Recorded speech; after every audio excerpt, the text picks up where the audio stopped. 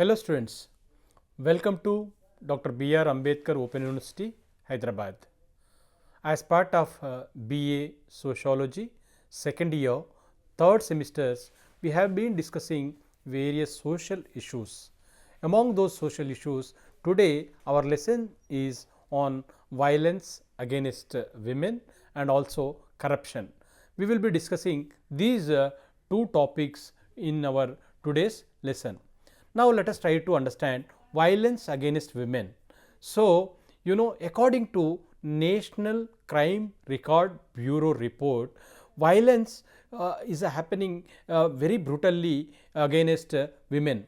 Means these are the happening, majority of the cases are happening against women. Majority is from husband or relatives is the highest in India, and we are getting from reports also from NHS National Family Health Survey 5 report of this is a survey done by National Family Health Survey. Nearly 30% of women experience physical or sexual violence in their lifetime. So, based on these reports, based on these studies, we must understand that the violence against women is prevail. So, again important point we need to understand is majority of these incidences are coming from the family members. And now, let us try to understand what are the types of violence. You see, when you see domestic violence, majority of the women are facing violence at home because of the dowry harassment.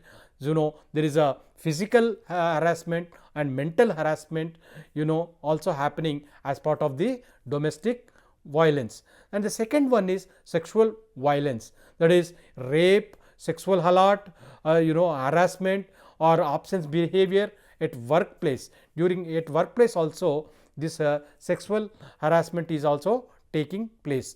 And another important type of violence is socio-cultural violence, like for example female foeticide or child marriages, honor killings and attacks on the pretexts of witch hunting.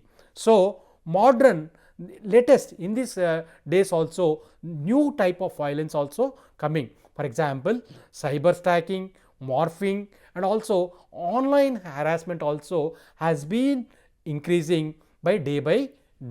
So, we need to understand these types of violence. Now, let us try to understand what are the constitutional protections are given for these women, particularly to address this kind of violences or in general to have a safe environment for the women. Article 14 and 15.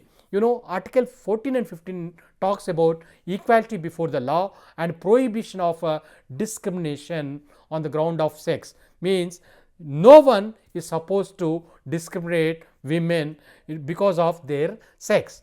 The second one is Article 15(3). The state has, means the government has the power to make special provisions for women. So, for their improvement, for their welfare, for their development, they have enough scope to make public policy. Another important thing is Article 21, means the women is also having personal liberty and right to a very dignified life, that we need to understand. Another important article in Directive Principles of State Policy is that Article 51(a) and subclause is E. It is a fundamental duty of the citizens to renounce practices derogatory to the dignity of the women. Means we need to give enough space, scope and we respect the dignity of the women. So, the other citizen have to give enough scope for that. So, these are some of the constitutional provisions. We have a list of legal framework also. For example, we have Vishaka guidelines are there. This was came out in 1997. According to this guideline, Supreme Court for the prevention of sexual harassment at workplace. So, to prevent the sexual harassment at workplace, these guidelines have been issued. And you can have one more act is that protection of women from Domestic Violence Act. It was enacted in the year 2005. We have POSH Act, prevention of sexual harassment at a workplace, so that we can prevent or prevent the sexual harassment. So this act also deals with various issues with regarding to sexual harassment. And we have got a Nirbhaya Act in the year 2013. It is made anti-rape and sexual assaults much more stringent. They made it more stringent, more powerful, this act. Another act is called POCSO Act 2012, prevention of sexual offences against minor girls. So we need to understand these are some of the legal provisions we have in this with regard to violence against women. Another, government is also implementing more initiatives like one-stop centers like Saki, women police volunteers, she teams, and Nirbhaya funds. These are some of the schemes which is helping the women to address violence against women. Now we will discuss one more topic in this lesson, that is called corruption. Let us try to understand what is the really a standard definition with regard to corruption.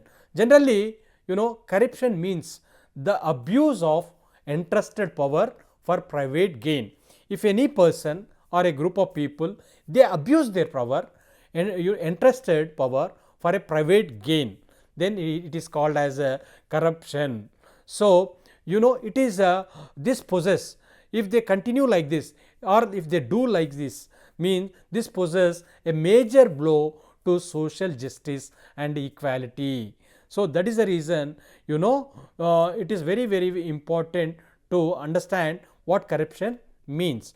Then let us see the current status of this corruption, as well as what are the reports. For example, Transparency International, which is an international organization, they do lot of assessment and they do lot of studies with regard to corruption, and they give the scoring for the different nations where they stand with regarding to corruption across in the globe.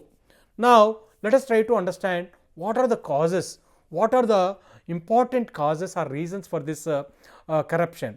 Means the rigid or a complex laws and rules, means most of the times the employees think that the rules, the laws may not do anything for them. So that is the reason they really enter into this corruption. And one more important cause is low salaries, particularly in government sector or public sector. Due to low salaries and the needs are becoming more and more, the people enter into the they also do the corruption. And there is a nexus between the employees and politicians. There is a connection between the employees and also the politicians. This is also make them to enter into the corruption. And decline of moral values over a period of time, day by day, the people are losing those moral values, and the corruption is increasing. How to address this corruption in our country? We have certain constitutional and also statutory bodies to address. For example, Lokpal and Lok Ayukta at national level, at state level. We have these Lokpal and Lok Ayukta, they investigate, and they also investigate corruption charges, and also independently and transparently. We have also Central Vigilance Commission, an institution, body that monitoring corruption with government departments regularly. And one more important remedy or preventive measure we have is Right to Information Act. We have got a wonderful act in the year 2005. This is a powerful tool which can be used by any citizen to reduce the corruption in India. And government is also establishing so many e-governance initiatives to reduce, to not only reduce, also not able to give human interference, human interaction between. So, if any services are required, the people directly use their mobile applications or internet application. So, this is, we call it as e-governance initiatives. So, we can, as much as people use this e-governance, we can also reduce or we can prevent corruption. And we have whistleblowers protection, means ensuring the adequate security and protection for individuals who courageously expose illegal activities and corruption. This is also one of the act we have got to reduce or prevent corruption. And the DBT means direct benefit transfer. As of now, the government is trying to give whatever the benefits for the individuals or the citizens into their direct accounts, so that also we can reduce corruption. And government is also making digitalization, whether it is related to their accounts, whether it is related to their payments, everything is digitalizing, so that whatever the benefits are supposed to come from the state government or the union government, all those come to the, whether it is vendors, whether it is a government institutions, whether it is individuals, due to this digitalization, all are getting with their own accounts, so that we can reducing this corruption. And we can understand how individual role or NGO's role or media role is there with regarding to corruption. Means the moral values need to be inculcated from primary education level, so that we can reduce the corruption. Thank you.